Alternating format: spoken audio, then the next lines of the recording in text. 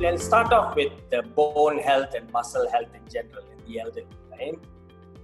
As you know, when we are younger, we are much more active, moving more, we are using our muscles more, and therefore our joints are put into more use, and that's why they are very good. Now, as you progress in age, as usual, there are some forms of degeneration that occur, not only to your joint. And one potential thing that can happen is this phenomenon known as osteoporosis, which by definition is a reduction in bone density. You said something very good, importance of mobility. We do know that immobility, or people that are very sedentary have a higher risk of osteoporosis. I think if you move and exercise more, it's always a good thing.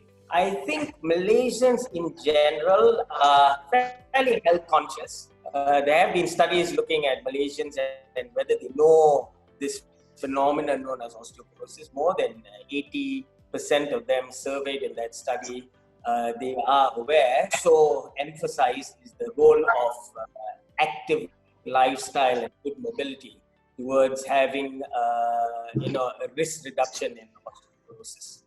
All right. So in general, just to keep it simple, Malaysian, one of the ways they can help themselves is to remain active, move, exercise as much as possible.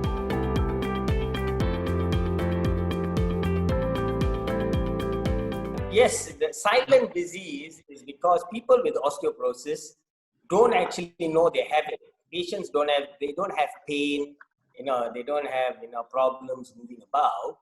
But the problem with osteoporosis is they are at a risk of fractures, or what we call fragility fractures, right? So that is most often the case, the first sign of somebody having osteoporosis. Now, the simple things can be, just taking a good history from the patient, identifying risk factors like, chronic diseases, lifestyle, if they are on specific medication, for example, steroid medication, these put patients at a higher risk. And then nowadays, we have a fantastic tool for us to this, and this is known as a bone density scan. The bone density scan is a quite useful tool. We can identify, diagnose somebody with osteoporosis, and more importantly, it can also help us to gauge how well a patient is doing with their osteoporotic medication. So in the Malaysian context, you can do bone density scans in the government. Of course, for Malaysians, that's free. In the private sector, the cost from if I'm not mistaken, can range, I think, anywhere between 300 and 400 ringgit, if I'm not mistaken at the moment. It is a fairly straightforward procedure. It normally takes anywhere between 10 and 20 minutes.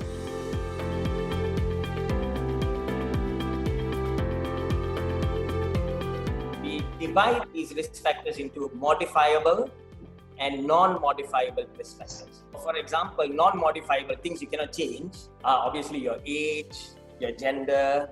The higher, the more extended you are in your age, the higher the risk. Females generally have a higher risk in developing osteoporosis, especially later in life and postmenopausal. Those with a positive family history, a father or mother with osteoporosis, that also contributes to your risk factors. As far as the modifiable risk factors are concerned, mainly it boils down to lifestyle, whether you're sedentary or whether you are active. And also a lot of it comes from diet. Because one big important thing, a risk in developing osteoporosis is the lack of calcium and vitamin D. Bone is a very dynamic structure. It, bone remodels according to stress. So if you are one that does not stress your bones, by walking, doing activity, your bone actually, doesn't actually keep it's mass, So that's one of the main reasons why we advise people that, even in the elderly, we tell them to, maybe not going to, doing high-end exercises like, heavy weights and stuff, but definitely things that keep them up and going, things like walking, a bit of Tai Chi, things that improve not only them, using their bones and muscles and their skeleton in general, but also one other important thing is that when you are active, you also improve muscle coordination, you reduce your risk of falls, which is also a very high, contributing factor for our fragility fractures. Apart from just exercise and, active lifestyle, other things such as, smoking, reduction of alcohol intake, they can reduce your risk of osteoporosis. There are dietary recommendations. Certain foods, you can look at all the advertisements in the papers and TV, milk, they always stress milk and dairy products. Of course, it's always good to have some milk on board, cheese and the works. Increase your dietary intake of calcium.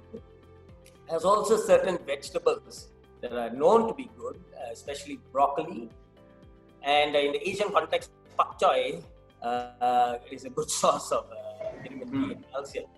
Osteoporosis, one thing most of us cannot run away from it. We can try our level best to prevent it, and this will reduce our risk of fractures. That's what we want.